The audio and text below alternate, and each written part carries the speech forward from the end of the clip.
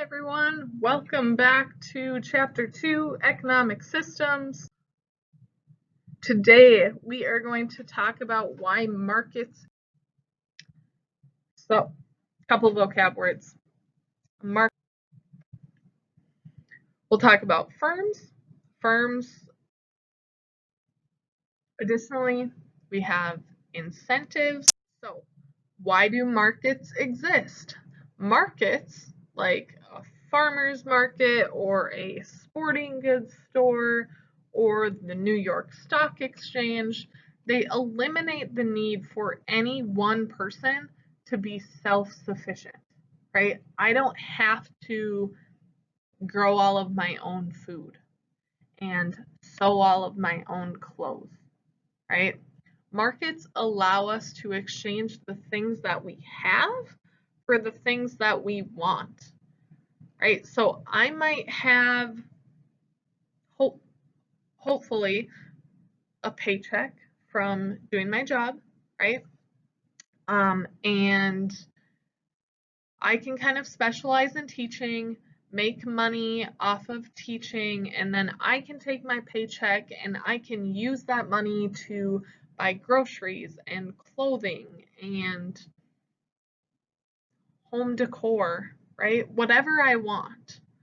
So I don't have to be self-sufficient. I can do my job that I specialize in, get paid for it, and then turn around and use that money to buy other things that I don't make, right? So markets exist to eliminate the need for any one person to be self-sufficient. They allow us to exchange those things that we have for the things that we want. So rather than being self-sufficient, each of us specializes in a few products or services. And specialization leads to a more efficient use of the factors of production, which, as a reminder, are land, labor, and capital. For example, it is much more efficient to grow corn in North Dakota and oranges in Florida and then exchange those goods rather than us trying to grow oranges in North Dakota when it's 50 degrees in, September or June, right? The orange crop is not going to do that well. So it allows us to use our resources more efficiently. Specialization also allows businesses to focus on a limited number of products or services, right? Nike isn't making groceries. They're making athletic clothing and shoes, right? So we can specialize. Because of specialization, markets are needed to give people an arena in which they can sell their products, right? And people can go to the market to buy products that they do not produce themselves, but that they need.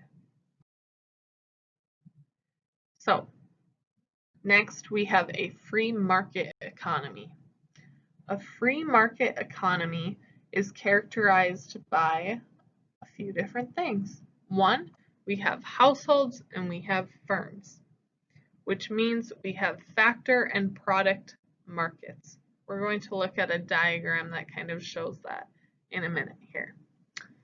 A free market economy is really driven by self-interest and competition, and some of their main economic goals would be economic freedom, efficiency, and equity.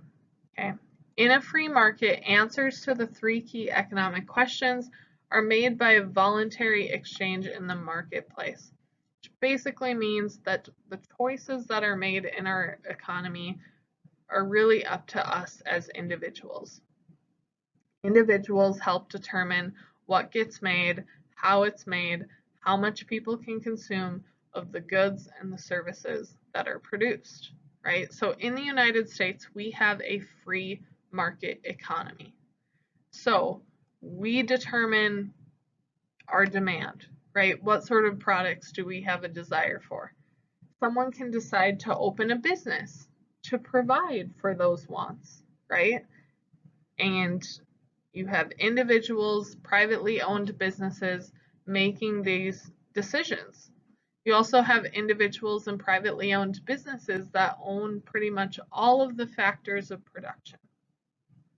So they get to make decisions about how to allocate land, how to allocate labor, how to allocate capital. So this is a circular flow model of a free market economy. We're going to look at circular flow models for all of the different economies that we're going to talk about in the coming sections. But in a free market economy, you have, first we'll look at the monetary flow here. So the monetary flow, you have firms that are going to pay households in the factor market for the factors of production. So if you work for a firm, you're going to get a paycheck from them, right? Bring that paycheck home. And then you're going to turn around and you're going to spend that money in the product market. So households pay firms for goods and services.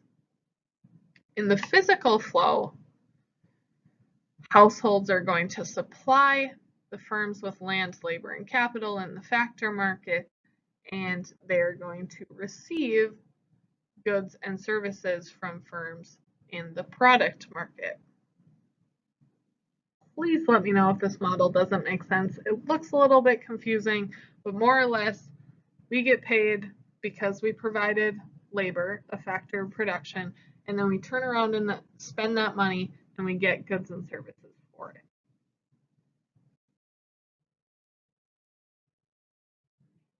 In an arena of exchange known as the factor market, firms purchase the factors of production.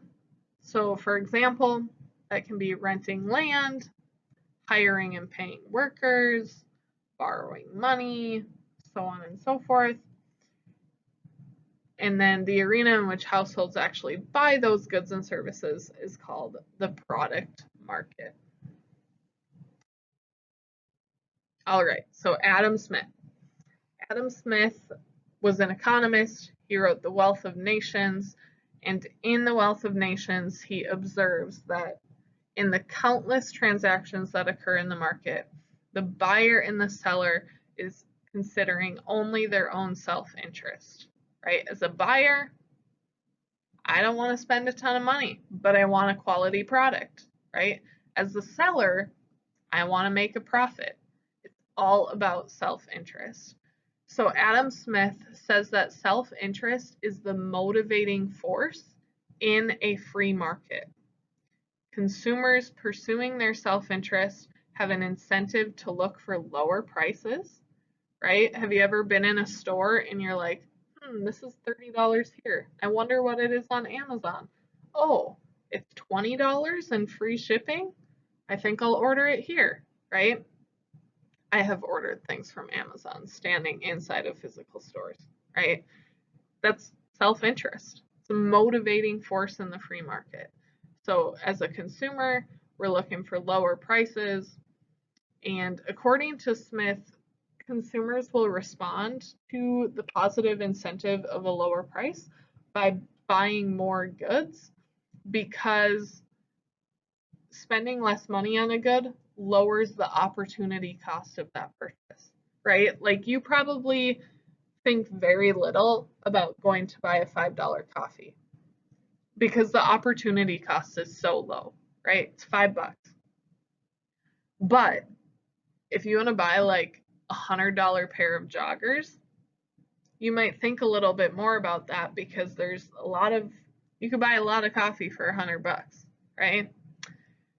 So when prices are lower, the opportunity cost involved in that decision is also lower. Smith refers to this phenomenon of self-interest being the motivator as the invisible hand. Says we don't really need government interference in the economy because self-interest is going to kind of be that invisible regulator of the economy. It's going to make sure that businesses keep prices competitive, that they're making quality products, so on and so forth. So there can be positive and negative incentives, right, to really any economic policy or decision.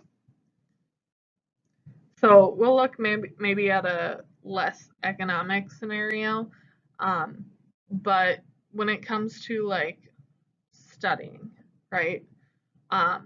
This example says, you know, Andre has a positive incentive to study and do well in school because higher grades make it easier to get into a good college. And additionally, his parents promise him concert tickets if he improves his grades. Those are both things that Andre wants, right? There can also be negative incentives that play a part in our decisions, right? Maybe Andre's parents threaten to ground him if his grades continue to slump. Now he has positive and negative incentives, and all of that leads him to spend more time studying, right? The same sort of positive and negative incentives can exist in more economic decisions, like do you take the bus or do you drive your own car? Okay. Now, why is competition important in the free market? Firms are going to seek to make higher profits. They want to make those higher profits by increasing their sales. However, because of competition amongst other firms, right, Walmart versus Target, so on and so forth, increasing sales is not always possible. So self-interest and competition work together to regulate the market, right? Which is why, like, monopolies, for example, are usually bad for consumers because there's no competition.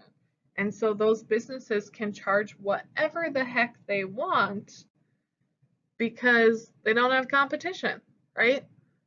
But if you're Target and you have competition, you need to check your prices because competition and self-interest, consumers looking for lower prices, they're going to maybe guide consumers to Walmart, right?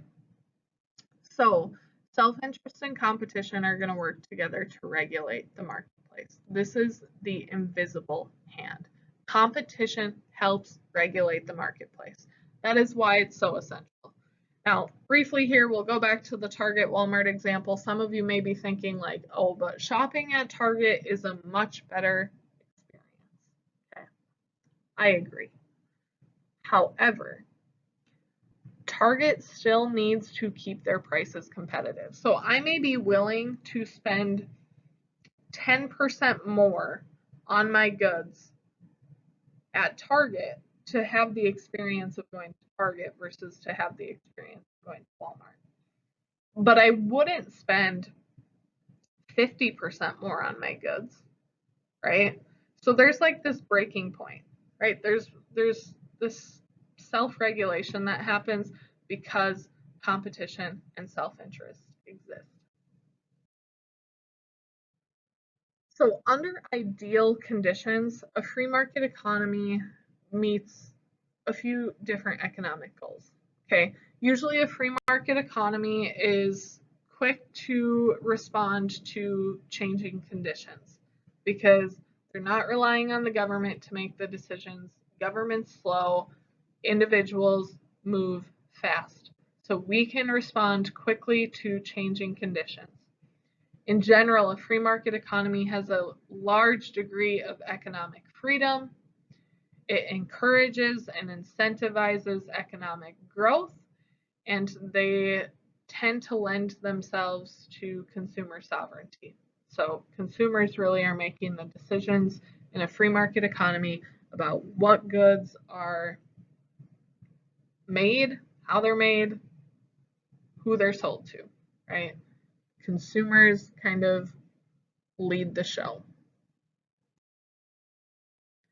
Now, despite the advantages of a free market economy, no country today operates under a truly unregulated free market.